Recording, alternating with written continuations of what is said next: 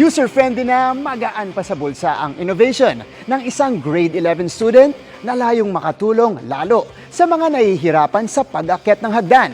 Tara, let's change the game with Project Safer!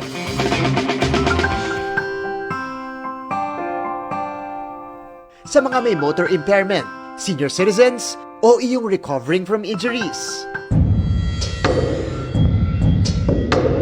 Di na kailangan mahirapan sa pag-akyat ng hagdan. Dahil sagot na kayo ng Project Safer o Stair Assistance for Everyone in Recovery.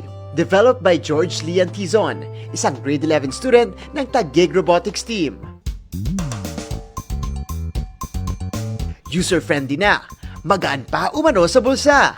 The first choice was the already existing solution, which is the cane, which we just made an attachment to. This simple attachment to the cane can help users climb the stairs by attaching to any kind of railing and adjusting to their size and using the motors to help pull the user upwards as a form of assistance.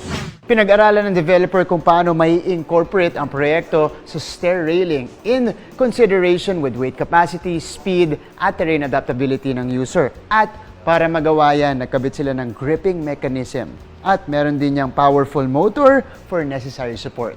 No wonder ginawa ng Best in Innovation ang proyekto sa katatapos lang na System Center for Integrated STEM Education Tech Expo last August. With the materials at hand and also what we know in terms of robotics and technology, we thought that this simple innovation, although quite simple, can still prove quite effective. Mga kapuso, ganito gumagana ang Project Safer. So, una, pipindutin natin yung switch to turn it on, pero hindi pa siya agad-agad iikot. Para magawa natin yan, kailangan natin pindutin itong speed setting niya. Ayan. Yun yung red button. Meron siyang 3 levels ng speed. Pabilis lang siya ng pabilis.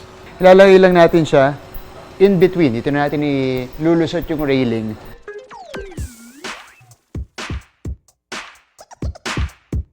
Sana po ay matulungan at masuportahan natin itong mga ganitong klaseng proyekto na may potensyal makatulong sa mas marami pang tao dito sa Pilipinas.